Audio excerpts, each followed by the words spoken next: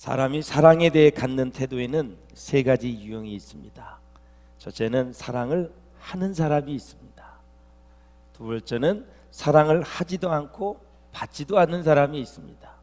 세 번째는 사랑을 받고도 배신하는 사람이 있습니다. 사랑하는 사람은 성도로서의 향기를 바라는 아주 바람직한 사람이다, 이렇게 볼 수가 있겠습니다. 여러분, 사랑하며 살 수 있기를 바랍니다. 사랑은 모든 일의 완성이에요. 완성. 결혼을 해도, 직장을 다녀도, 사업을 해도, 공부를 해도, 학교에서 누굴 가르쳐도, 무슨 일을 해도 인생은 사랑으로 완성이 되는 거예요. 사랑이 없으면 울리는 꽹과리와 같다 그랬어요. 사랑을 실어야 돼요. 사랑과 함께 해야 돼요. 그런데 사랑을 하지도 않고 받지도 않는 사람은 참으로 이기적이고 교만한 사람이다, 이렇게 볼 수가 있어요. 또한 사랑을 받고도 배신하는 사람은 배은망덕한 사람이다. 실제로 우리가 예수님을 믿는다고 하면서도 하나님의 말씀과 하나님의 사랑보다 내 판단과 고집과 기준을 가지고 주님을 대했던 적이 한두 번이 아닐 것입니다. 사랑하는 여러분, 이 세상에서 누가 가장 아름답게 사랑할 수 있을까요? 누가 가장 아름답게 사랑할 수 있나요? 바로 사랑을 많이 받은 사람이 사랑할 수가 있는 거예요. 나는 평생 이렇게 사랑을 많이 받은 사람인가 한번 생각해 보세요. 부모로부터, 우리 형제 자매들로부터, 또 학교에 우리 친구들로부터, 내가 속해 있는 공동체로부터, 교회에서, 또 성도들로부터, 우리 영적 지도자로부터 내가 지금 사랑을 받고 있나, 사랑을 주고 있나 한번 생각해 보시길 바랍니다. 사랑하는 여러분, 하나님 앞에서 사랑을 많이 받는 것이 우리 인생의 최고의 기쁨이고 우리 인생의 자산이 될 줄로 믿습니다. 예수님의 사랑을 체험하고 그 사랑을 가지고 평생토록 하나님 사랑과 이웃 사랑을 실천하며 살아야 되는 거죠. 자, 예수님에게 있어서 가장 고통스러운 것이 있다면 무엇일까요? 바로 예수님의 가장 사랑하는 제자들 중에 예수님을 팔려고 하는 배신자가 있었다라는 사실입니다. 21절 같이 보실까요? 시작. 예수께서 이 말씀을 하시고 심령에 민망하여 증거하여 가라사대 내가 진실로 진실로 너희에게 이르노니 너희 중 하나가 나를 팔리라 하시니 그랬습니다. 예수님은 가룟 유다가 겉으로는 예수님을 추종하고 있지만 마음속으로는 예수님을 믿지 않고 있고 또 배반하려고 한다는 것을 다 알고 계셨어요. 이상하게 예수님을 부를 때마다 주여라고 부르지 않고 라삐여, 선생이라고 부르는 거예요. 자, 요한복음의 저자 이 사도 요한은 이 최후의 만찬 장면에서 제자들의 발을 씻겨주는 세족식이 있잖아요. 그 세족식과 가룟 유다의 배신에 대한 설명을 포함시키면서 두 사건을 긴밀하게 연결시키고 있어요. 예수님은 사랑과 겸손과 온유함을 다 보여주고 섬김의 삶이 얼마나 중요한 것을 보여주기 위해서 제자들을 지금 씻고 있거든요, 발을. 그런데 제자 중에 하나가 예수님을 팔려고 하고 있어요. 하나님으로 오신, 그래서 하나님이시지만 인간으로 오신 이 예수님이 발을 닦고 있는데 그 중에 한 제자가 예수님을 팔려고 한다는 거예요. 그것을 대조시키고 있어요. 지금 열심히 때 묻은 발을 닦고 있는데 그 스승을 팔려고 하고 있어요. 뭔가 지금 첫 단추가 잘못 끼워진 거예요. 그래서 어둠 속으로 계속 빠져드는 사람은 점점 어둠 속으로 들어가서 빛의 세계와 하나님의 말씀을 깨닫지 못하고 망할 짓만 하는 거죠. 여러분, 어둠에서 벗어날 수 있기를 주의 이름으로 축원합니다. 자, 요한은 예수님의 세족식을 하는 현장에서 이렇게 말합니다. 2절을 보실까요? 시작. 마귀가 벌써 시몬의 아들 가룟 유다의 마음에 예수를 팔려는 생각을 넣었더니 그랬습니다. 제자들은 내부에 반역자가 있다는 말씀에 크게 동요합니다. 자, 보세요. 예수님은 제자들이 그 사람 12명 중에 하나가 나를 팔려는 것을 알고 있었는데 같이 머물렀던, 같이 생활했던 제자들은 몰랐다라는 거예요. 안 보이는 거예요, 여러분. 성경의 사복음서에 보면 예수님은 다 알고 있었어. 그런데 제자들은 가룟 유다가 예수님을 팔려라는 그런 마음 자체도 모르고 있다라는 거죠. 예수님이 얘기하니까 이제 요동하기 시작했어요. 도대체 누가 예수님을 팔아? 말도 안 되는 이야기를 하니까 크게 동요하는 모습을 볼 수가 있어요. 자, 예수님을 보십시오. 내일 죽을 것을 아는 예수님은 제자들과 대화를 나누실 때 정말 진실했어요. 내일 죽거든요. 그러면서도 예수님께는 이 제자들이 아주 진실했어요. 그리고 아주 따뜻했어요. 예수님의 정말 아름다운 성품을 다 보여주셨어요. 그러니 세족식을 끝낸 제자들의 마음은 어떻게 했어요? 예수님에 대해서 죄책감이 드는 거예요. 정말 죄송한 마음이 드는 거예요. 왜? 조금 전까지만 해도 예수님 정말 왕이 되시거든 나는 우의정, 나는 좌의정, 자리자춤하고 싸웠거든요. 치맛바람이 있는 엄마는 예수님 우리 아들 둘이 있습니다. 하나는 우의정, 좌의정에 좀 앉혀달라고 그 얘기까지 했어요. 그러니까 지금 예수님의 제자들과 예수님의 제자에 가깝게 있는 어머니조차도 예수님의 메시아상에 대해서 정치적인 메시아로 생각하고 있다는 것을 우리가 알 수가 있다라는 거죠. 그래서 이 조금 전까지만 해도 제자들의 관심을 보인 것은 누가 더 높으냐, 도토리 키재기를 하고 있는 거예요. 사랑하는 여러분, 우리는 좋은 의도나 뜻으로 어떤 일을 하고 있어도 그 내면에서는 서로 시기하고 질투하고 경쟁하는 모습을 우리가 볼 수가 있어요. 그래서 사랑을 가지고 사역을 하고 사랑을 가지고 일을 해야 돼요. 정말 사심 없이 서로 사랑으로 섬기고 높이며 격려하는 동역자가 절대적으로 필요한 때인 줄로 믿습니다. 자, 가룟 유다의 배신을 보십시오. 예수님이 3년 동안 하신 모든 일들을 솔직히 말해서 충분히 다 파괴시킬 수 있어요. 왜냐하면 가룟 유다가 예수님을 배반할 때 예수님만 배반한다는 보장은 없잖아요. 예수님을 팔면서 예수님은 30에 팔았기 때문에 제자들은 20에 10에 팔 수도 있어요. 도매급으로 다 넘길 수 있어요. 그래서 예수님을 팔았다는 이 사실은 이건 정말 파장이 큰 일이거든요. 당시 대제사장은 그랬다 그래요. 야, 예수님은 30이면 제자들은 10이나 20에 팔아 다 넘겨라. 완전히 죽여버리자 이거죠. 그래서 자기들이 세상을 만들자는 게 바로 대제사장과 이 로마 군인들이 다 결탁이 된 거예요. 지금 사랑하는 여러분, 그렇습니다. 예수님을 팔면서 다른 제자들까지 다 팔아버리면 돈도 더 받을 수 있고 또 당시 대제사장은 이것을 너무나 원하고 있었어요. 그래서 우리는 날마다 이렇게 기도해야 됩니다. 시작. 하나님이여 나를 살피사 내 마음을 아시며 나를 시험하사 내 뜻을 아옵소서. 내게는 무슨 악한 행위가 있나 보시고 나를 영원한 길로 인도하소서. 아멘. 그러므로 사랑하는 여러분, 주님 앞에 잘못했다고 회개하는 기도를 귀찮게 여기지 마시기를 바랍니다. 최고의 승리의 비결은 하나님 앞에 진실하게, 성실하게, 정직하게 서는 것이죠. 진실하게 하나님 앞에 회개하면 하나님은 모든 것을 다 들으시고 용납해 주시고 용서해 주실 줄로 믿습니다. 우리 인생에 문제가 많은데 인생의 모든 문제에 해답을 주실 분도 예수님이십니다. 여러분, 하나님은 통회하고 자복하는 자에게 은혜를 주시고 굉장히 가까이 와주시는 거예요. 우리의 신음소리까지 들으시는 분이 하나님이신 줄로 믿습니다. 회개하는 자를 용서하시고 다 구원해 주시는 분이 하나님이십니다. 제가 운동선수였었어요. 축구를 할 때 참 성공하고 싶었어요.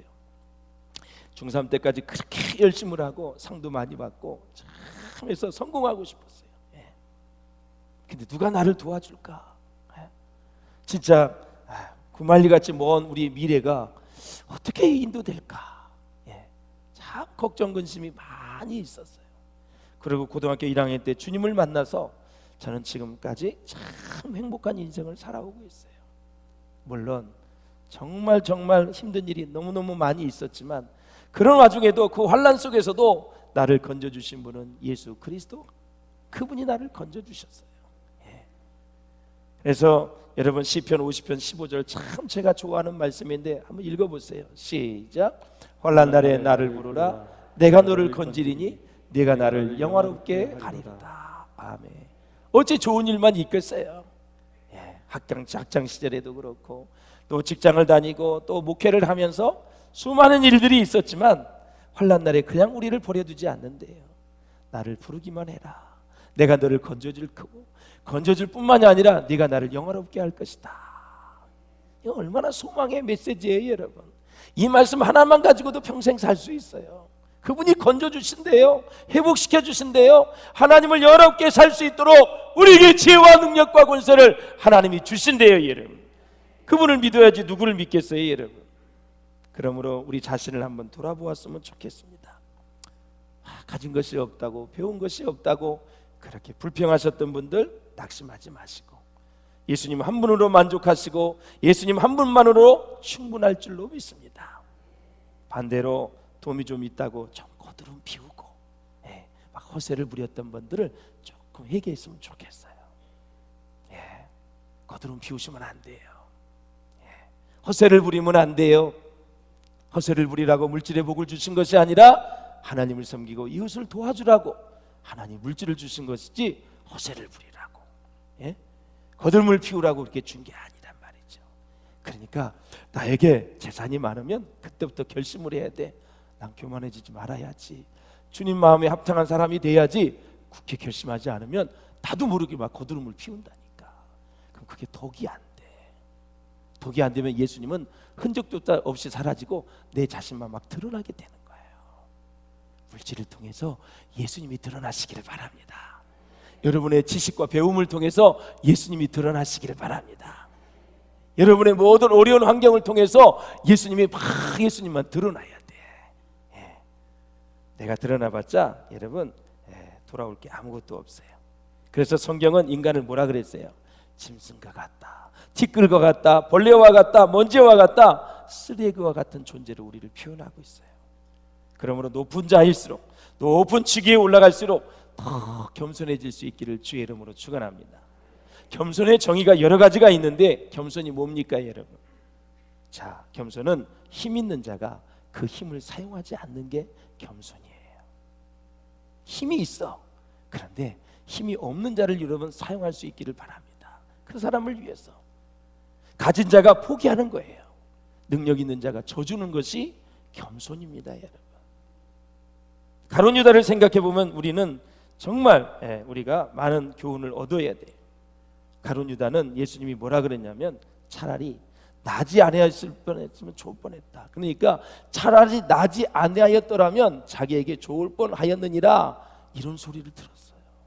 저는 인류의 최고의 저주가 이 말씀이라고 생각을 해요. 한마디로 얘기하면 너 왜 태어났어? 너는 안 태어났으면 참 좋을 뻔한 사람이라고. 그 12명의 제자 중에 한 사람이 있었다니 얼마나 가슴 아픈 일입니까, 여러분. 이 세상에 이만큼 불행한 사람이 어디 있어요? 이런 저주가 어디 있습니까?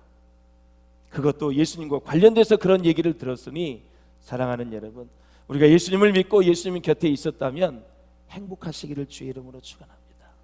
신앙생활은 행복해야 돼요. 예수님의 제자인데 저주가 웬 말입니까, 여러분? 너는 태어나지 말았어야 된다고 하는 이야기가 얼마나 가슴 아프냐. 우리 생일 파티할 때 꼭 그런 축하송을 불러요. 왜 태어났니? 왜 태어났니? 그런 말도 좀 안 했으면 좋겠어요. 네가 성경을 봐라 이놈아, 왜 태어났는지. 그러면서 막 그렇게 장난으로 하는 거 알지요. 그러나 축복을 많이 해줄 수 있기를 바랍니다. 하나님은 너를 위해 놀라운 계획을 가지고 있어. 너를 쓰시기 위해서 하나님 너를 선택한 거야. 너는 하나님 나라의 신실한 일꾼이야. 너는 하나님 나라에 기대하게 쓰임받을 거룩한 사람이야. 너는 요셉과 같이 비전 있는 사람이야. 다니엘처럼 하나님 너를 쓰실 거야. 축복을 해줘. 왜 태어났니? 왜 태어났니? 말이 힘이 있기 때문에 축복을 많이 해줄 수 있기를 바랍니다. 가룟 유다는 돈을 사랑하다 망한 강한 탐욕의 사람이었다라는 거죠. 사복음서에 보면 가룟 유다의 이름이 등장하는 곳마다 돈 문제가 함께 따라다녀요. 29절에 보면 돈 괴를 맡은 사람이다. 계산이 빠르고 돈에 무척 밝은 사람이었고 똑똑한 사람이었고 12제자 중에 학력이 가장 높은 사람이었습니다. 사랑하는 여러분, 디모데전서 6장 10절을 한번 보시겠습니다. 시작. 돈을 사랑함이 일만하게 뿌리가 되나니 이것을 사모하는 자들이 미혹을 받아 믿음에서 떠나 많은 근심으로써 자기를 찔렀도다. 참 이번 주에 말씀을 묵상했는데, 야, 돈을 사랑함이 일만 악의 뿌리가 되는구나.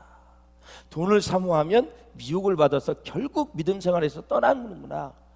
야, 근심은 근심인데 많은 근심이 나를 찌르는구나. 사랑하는 여러분, 여러분에게 주의 은혜가 임하시기를 주의 이름으로 축원합니다. 사실 돈 자체는 좋은 것도 아니고 나쁜 것도 아니잖아요. 인격을 가지고 있는 사람에게 주어졌을 때 그 돈은 귀한 곳에서 쓰이기도 하고, 그렇지 못한 인격을 가진 사람에게는 나쁜 곳에 쓰이기도 하지요. 여러분, 가룟 유다가 아무리 돈을 좋아했다고 할지라도, 물론 은삼십의 스승인 예수를 팔았습니다만, 강한 그런 탐욕이 있지만 더 중요한 가룟 유다가 멸망한 이유가 있습니다. 바로 정치적인 탐욕이 그에게 있었다.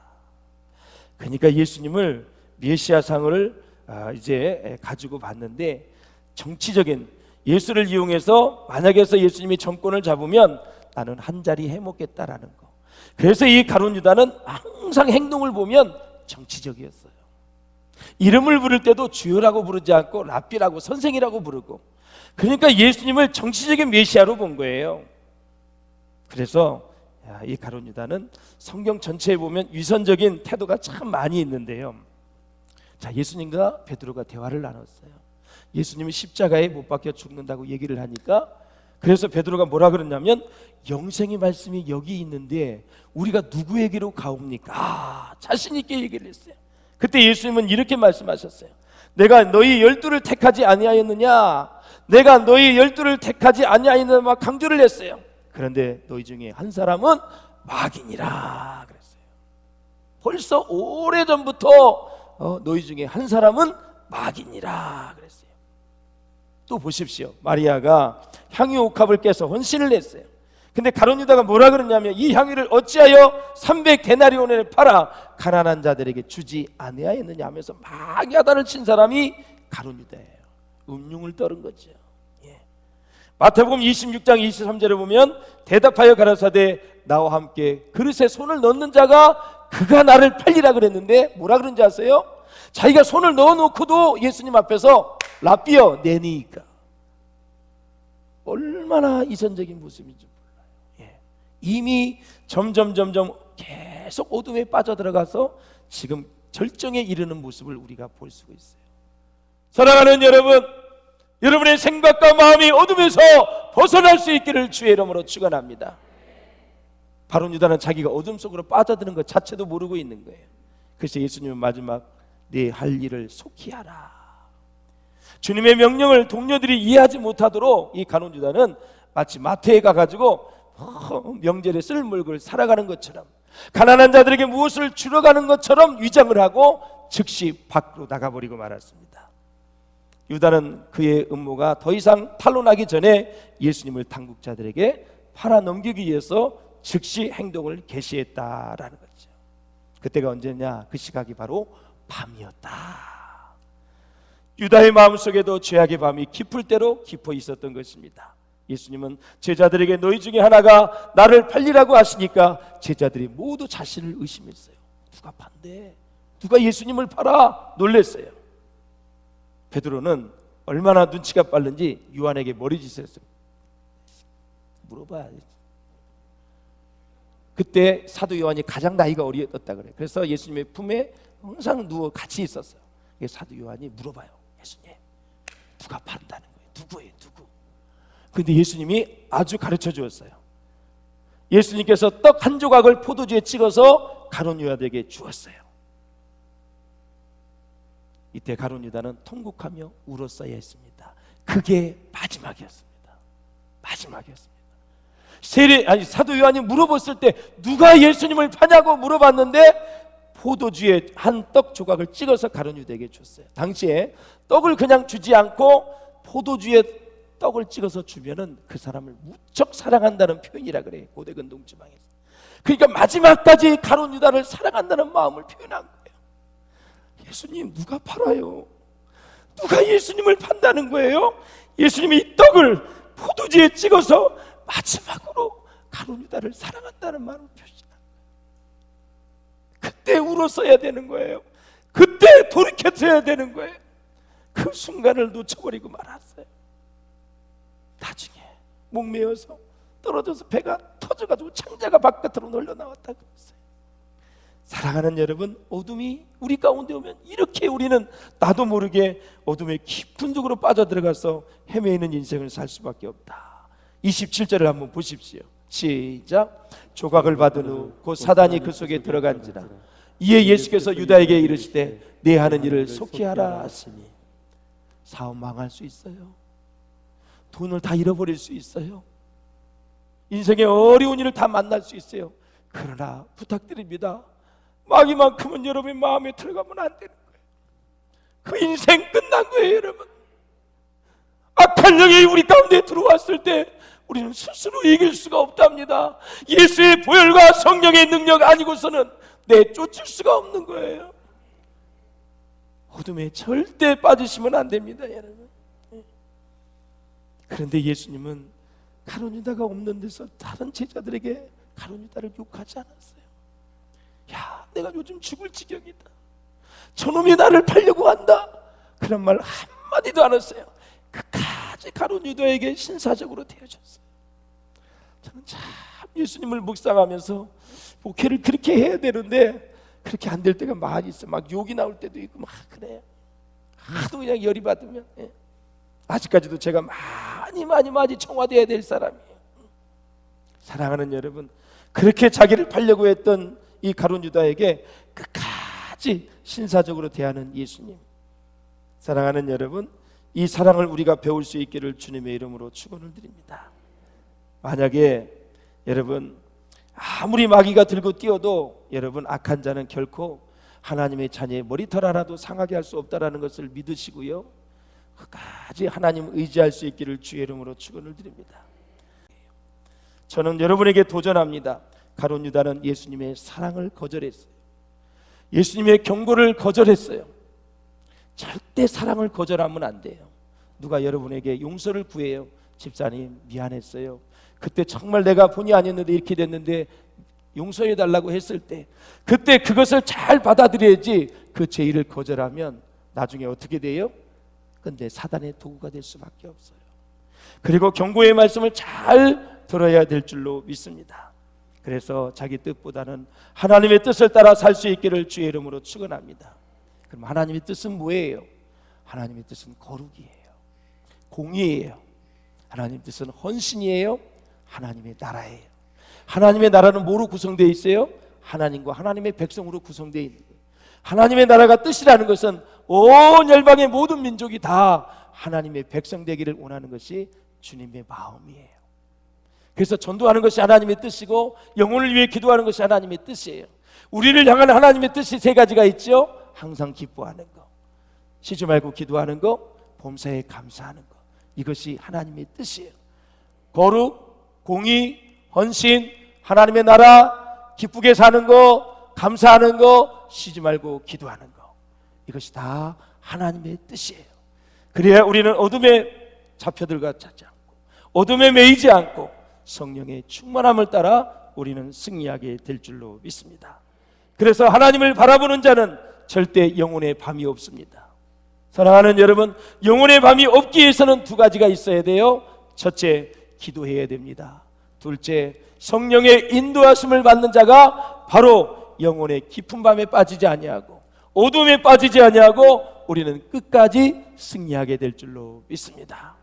오늘 이 시간 우리가 기도할 때 하나님, 내 마음속에, 내 가정에, 내 환경에, 내 자녀에, 우리 교회에 어둠의 영을 몰아내 주시옵소서. 예수의 이름으로 다 물리치고 함께 승리하는 저와 여러분 될 수 있기를 주의 이름으로 축원합니다.